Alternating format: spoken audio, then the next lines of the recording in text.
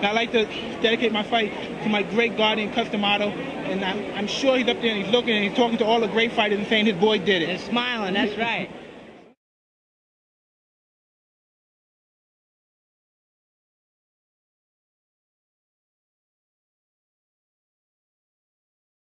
Cusdamato, trainer and manager extraordinary, who stands in the same relation to boxing as Newt Rockne does to football. It is the mark of a great fighter when he has character plus skill, because a fighter with character and skill will often rise and beat a better fighter because of this. Character is that quality upon which you can depend under pressure and other conditions. Character makes the fighter predictable. Character helps him win. No, fight back and forth like this. Okay. I'm not a creator. What I do is discover and uncover. See, my job is to take the spark and fan it. When it starts to become a little flame, I feed it. And I feed the fire until it becomes a roaring blaze. And then when it becomes a roaring blaze, I pour huge logs on. And then you really got a fire going. That's what I do with these boys. See, that's what I try to do. Outside of my right hand. See, I have a different method than most people. See, I don't try to teach immediately. I try to talk to them, make them receptive to what I'm going to say, because unless I have their attention, my words will bounce off them like water off a window pane. So I had to first talk and talk and talk and get friendly and try to get his confidence. And in time, I felt that whatever I would say would have more effect. And of course, always aided by his great interest in boxing, because when a person's interested in something, they're willing to tolerate, any kind of problems that may come up, or obstacles. Trying to find out what kind of a person he is. And I know that a person, for example, we are today a sum total of what we've been. Every act and every deed we've had makes us what we are today, good or bad, So in his case, and other cases, what I do is talk and try to find out how many layers I have to peel off of him, of experiences, detrimental and otherwise, till I get down to the man himself, and then expose that so not only I see, but he can see. And when that happens, the progress begins from that point on, more rapidly. Because mostly it's not my skills, it's just him speaking to me on different occasions about what it's going to take to be a champion, not physically, training and all that. That's just to prepare you, to make your body become hard and ready. But when you train and exercise, mentally it tells you I'm in shape and no one can beat me. I could go many rounds as possible as the job's necessary and required to go. But other than that, it's just the mental aspect when you talk to me and develop strong character, and that's the main aspect in the whole game, that develops strong character, because some fighters are not great fighters, they put on great performances and you look at them and you say, wow, he's an outstanding fighter, look at him. But then when he comes up against a person that has good character, it's a different thing. You say, wow, how did this guy beat him? It's unbelievable, just because the other person is more of a man and has more character than the person who's just good talent, a lot of performance. Cus has helped me in aspects and believing in myself. There's no way you're going to make it in life, anything. Being a carpenter, being a marble collector, you have to believe in yourself. And most likely, a lot of people became famous and believed in themselves, and then mostly it was forced belief. It wasn't really true. It was just the idea that they believed in themselves. And now I believe in myself, and everything I believe in myself is true, because I know I'm the best, and everybody else knows too. Will not be denied, especially when you know what your ability is. Nobody can con you or anything like that, because you know what you can do. And only by letting him know that he had these qualities and he had these abilities and potentials would enable him to get the real solid, deep down inner belief in himself. Because for a person to believe something with which that he could never back up, well, it's not stable enough. We have to give him a reason to believe in himself in order to believe in himself. And in the process of giving him the reasons for him to believe in himself, he does, in fact, after a period of time, recognize these qualities do exist, and therefore he has reason to believe in himself. And the act of doing the technical part of it is relatively simple.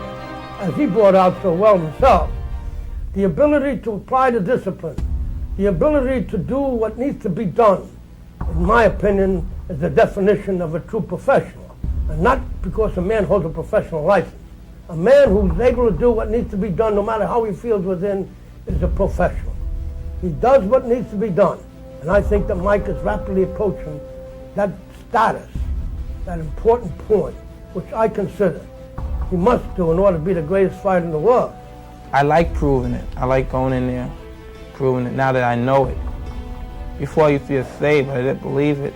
And now that I know it, man, I'm killing these guys. It's just... Well, you see, ever since I was a boy, I've always been around fighters. My brother was a boxer. I used to go to the gym all the time, and I had so many of these old fighters. And the one he admires so much, Al Brown, I used to watch him. And that was a pleasure to watch him and a fellow by the name of Maxie Rosenblum, who was probably the cleverest fight I've ever seen defensively. And you just couldn't hit the man. They developed a sort of a radar, a sense of anticipation of blows, an ability to react to that and act on it. So all my life I've been watching these fellas, and all my life I've been thinking in terms of developing a fighter who is perfect, and if that's possible, you know, as perfection as we know it. And to me, a person can accomplish this, and as I try to do, I look for the mistakes a person makes. I mean, fighters make mistakes while they're fighting, and they escape the consequences of the mistakes only because the opponent isn't skillful enough, relaxed enough, or whatever is involved to make him aware of the mistakes by hitting him, or knocking him down, or knocking him out. And since this doesn't happen, and the champions usually, after they develop a reputation, have a way of intimidating, or if not intimidating, inhibiting the effort of the opponent, where he doesn't take the chance and do the things that need to be done and that he's capable of doing with other fighters, but not with him. So the result is that these fighters are supposed to be invincible, are invincible only because of the manner of the opponents perform, not because they are excellent boxers, because they are vulnerable. Because many times people, as you may have seen in fights, are able to punch, and for some reason when a punch is thrown, it doesn't have the effect. That's because he's inhibited because of the possible feeling he may have that the opponent may counter him. So to that extent that he has this feeling, the punch and the power is inhibited. But we teach him how to get himself in a good punching position. So when you let the punch go, you're not inhibited. And you're able to let the punch go at the full power that you're capable of. He has acquired all this, which may very well have done all of these things, all of them. But of course it would take him a great deal longer to do it. Because being talented and having such great potential, I believe that it's possible for a man to accomplish it. Only would take him many, many years to do it. And with the help and the guidance and the instructions, he's able to do so much more quickly.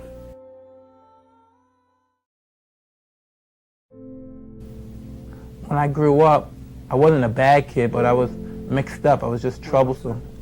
You used to do bad things, True. But you weren't a bad kid. That's true. Like I said, when I was growing up, I wasn't a bad kid. Like I did things by myself, but I did it because I thought that was all right. Where I come from, nobody tells you that's not a good thing to do. Don't do that. No one never told me that was a bad thing to do. They just say, well, you're going to go to jail for the rest of your life or somebody's going to kill you, but they never said that was a bad thing to do. The people that say that I'm a bad kid, they never experienced things that I experienced. They lived in it's two different worlds. They couldn't understand. They're yet to steal a loaf of bread. And they say, why is this kid doing it? They just can't understand. And where I come from, we were never well off financially. Well, I felt he had these qualities, but more importantly, I feel that all boys growing up in the environment that he did would require help, patience, and perhaps understanding. Because I tried to make him feel, and I hope I did, that I understand this kind of life. I grew up in a tough neighborhood myself. And that all of this could be left behind him if he chose, to become more interested in boxing and help him meet the problems that we'd have to meet and develop the discipline necessary to do this, all of which was pretty foreign to him at that stage. But I depended greatly on how much interest he would have in boxing, thinking that I would use that as a yardstick, because if he was able to successfully adjust and make this transition, I would know really how dedicated he was and how badly he wanted to be a fighter. Well, I wouldn't say he was bad, because basically he had some wonderful qualities. I'm not just saying because he's here. He had some excellent qualities. But then he had the environment in which he grew up with. And this environment, of course, he made adjustments too. And it was difficult now to go in an entirely and completely different environment. And I knew there was going to be a problem in doing this. But I knew that if he persisted, it would happen. And it did, and it has. It's what you make it. You can get distracted. There's a lot of things out there that can distract you, but it's up to yourself to say, well, I'm not going to do that. I'm just leave myself in this isolation situation for a long period of time until it's necessary. The progress he's made has been remarkable in many ways because of the fact that he has, because of the interest mostly, has been able to show the type of improvement that reminded me so much of Patterson, who when he was young, about the same age, showed the same type of interest and the same type of motivation and drive, which usually predicts a good fighter. You know. And he, of course, showed a very unusual interest in boxing, in as much as he began to read all of the books, boxing books I have here, all the ring magazines going all the way back. I think that all because of the fact he had such a tremendous interest in, I think, a real dedication and motivation to become a boxer. And because of this reason, he continued and continues to read all of these things pertaining to boxing and the former great fighters who he admires greatly, having seen them in moving pictures. I watch all the old-time fight films because that's where it starts. I don't only watch old-time films, I watch all the greatest fighters that ever lived because that's what I have upstairs. I have all the greatest fighters that ever lived from the period of the beginning of the century to 1965. And they're all the greatest fighters, Ike Williams, Johnny Kelbang, Panama Al Brown. It's all the greatest fighters that ever lived. Henry Armstrong. Just watching the one them. and only. I get a kick out of just watching these guys fight because you can't imagine from the turn of the century seeing a fight ahead of his time. It's just like watching, watching a fight, one of our great fighters nowadays back then. And it looks so much, because the great fighters nowadays, for some reason, it's hard for a fighter to develop character, strong discipline. I don't know why. Probably because it's the fast times, the 80s, everybody like going out partying and everything. But back then, you watch a character and a great fighter doing his job, and it's just amazing. Most things that happen that we laugh at today have happened. There's very few new things in this world, very few. That's why people are young. If they're smart, they try to profit by the experience of an older guy so they won't have to go through all the pain and suffering. But a certain amount of pain and suffering is good because it makes a person think they learn. And you watch these guys and they do moves that you wouldn't believe, and you see why all these old coaches, where they get their strategy from watching the old fighters back in their days. See, before he started, when I evaluated his tremendous interest in boxing, I told him first what it required to be a champion. I explained all the different things that he has to be in order to be a champion. And then I made him, at least I knew as a result of that, he would think and relate that to what he's been and how he had to adjust to becoming a champion if that's what he wanted to be. And all adjustments he would have to make, which is what he did. Basically, that was the idea.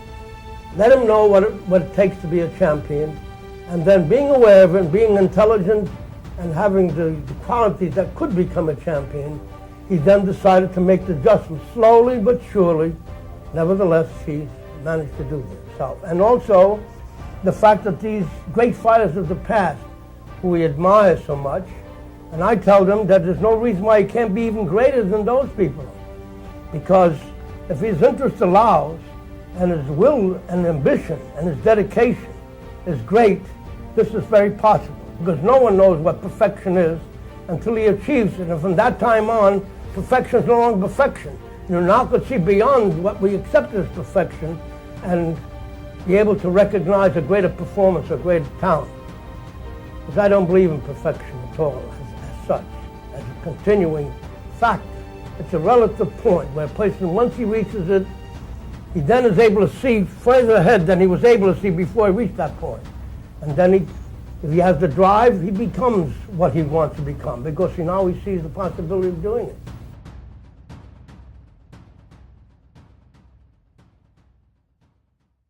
Dreams keep you going. That's what this gym's done. Maybe the main thing for these guys. Everyone has done something different. Little Johnny's just offered shelter and some love, and he's not thinking about being a fighter right now. He's just somewhere where he's got attention and love. For the other guys, it offers dreams where they can all dream, and they're all even when they come in this door.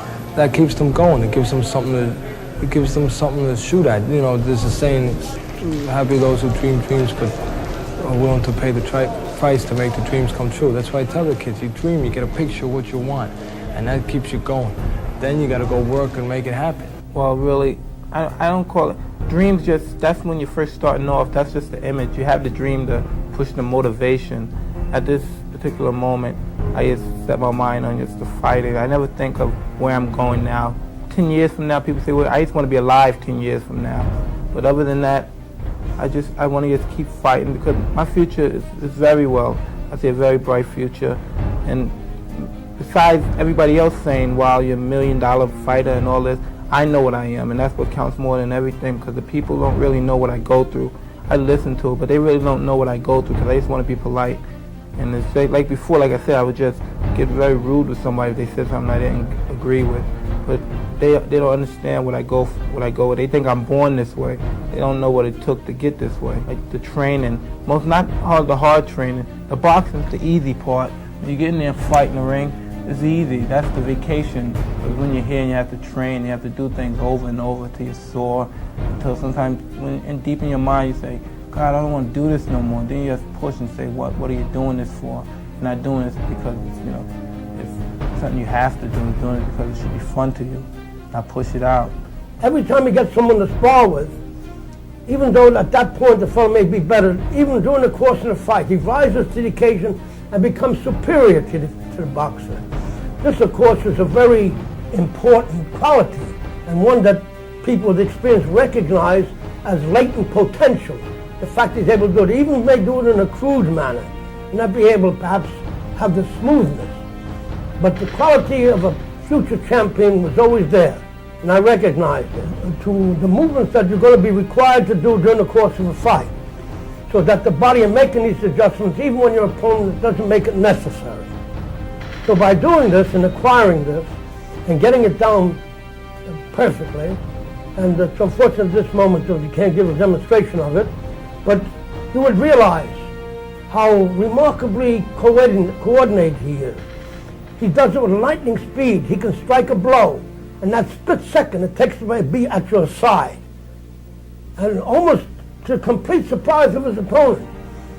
For two things, not because he has tremendous speed, but he also, and the coordination, but he has an almost, I would say, an intuitive sense of timing, an intuitive sense of anticipation, which usually comes after at least 10 years of professional fighting, usually. Because in the old days, they used to fight very often and box every single day, so that whatever qualities you had would be developed, so that not only the people around you, but you became aware of them as well, because most of these qualities are latent. He is what he is. Right? Yeah, of course. The main thing is he was able to survive and succeed. Sometimes these particular things that tend to inhibit other people act as an incentive, and a guy generates greater desire to succeed when they have this kind of a thing, Fight, as you know, though I didn't see it, but Kevin explained it to me in detail. And the thing that I was most happy about was the fact that he went down on a punch and a half slip. When you got up, went right after that guy. And one of the most important things that old-time fight people would look for is how a man reacts to being knocked down. And of course, you reacted well because you I just wanted to kill it. When he tried to intimidate me, I don't allow people to intimidate me. For no other reason than to set an example for my boxers. If they're there, I let nobody intimidate me. I'm willing to take the consequence.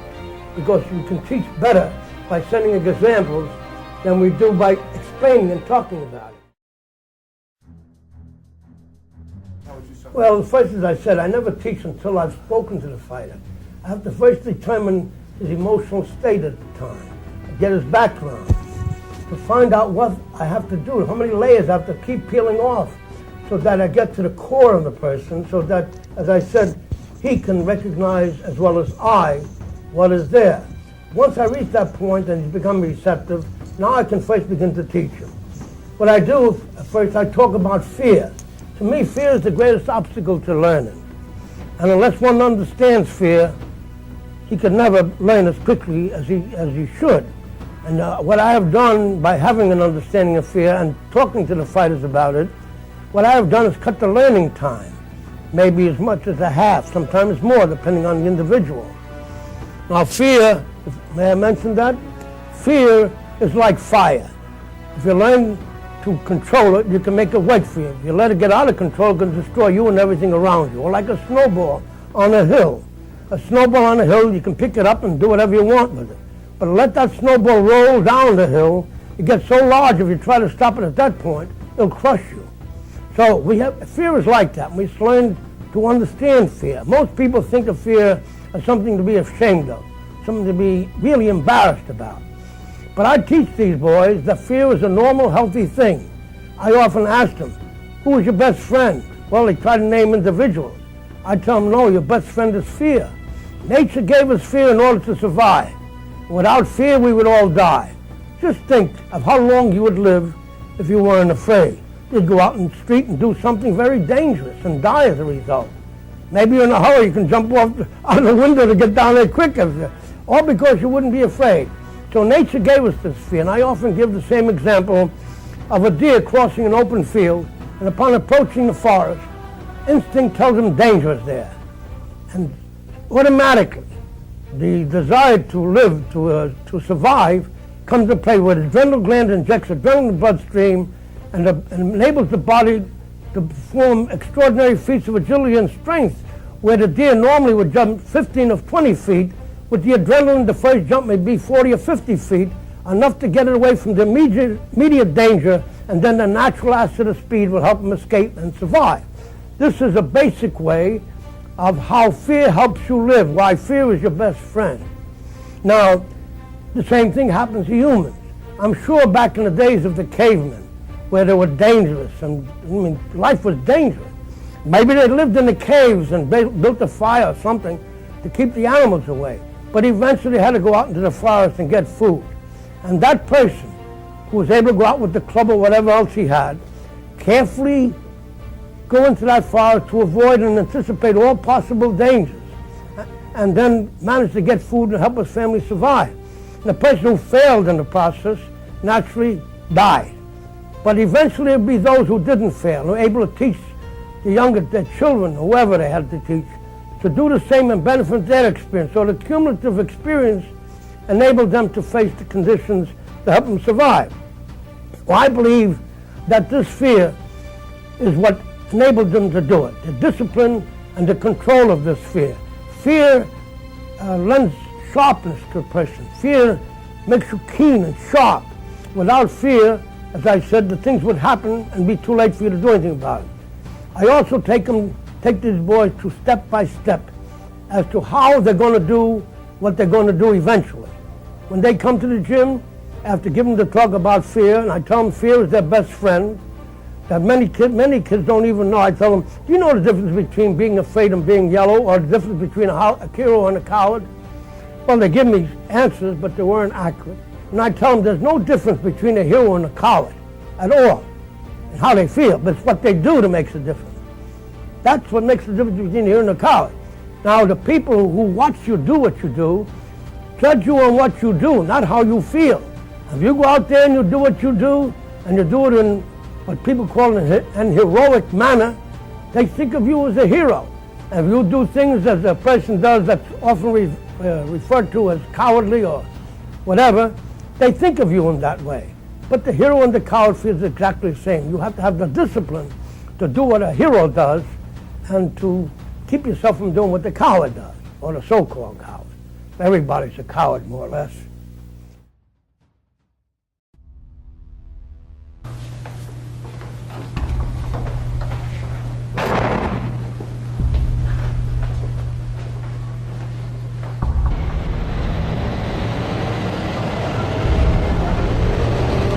hardest part of boxing, you guys.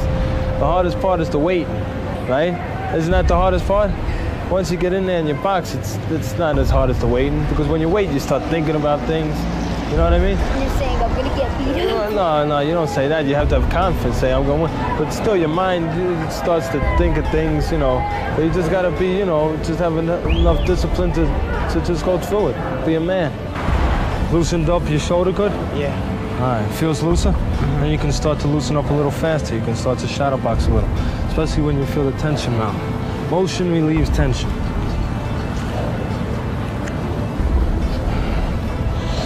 You're the champ, you're the champ. They're the ones who gotta worry.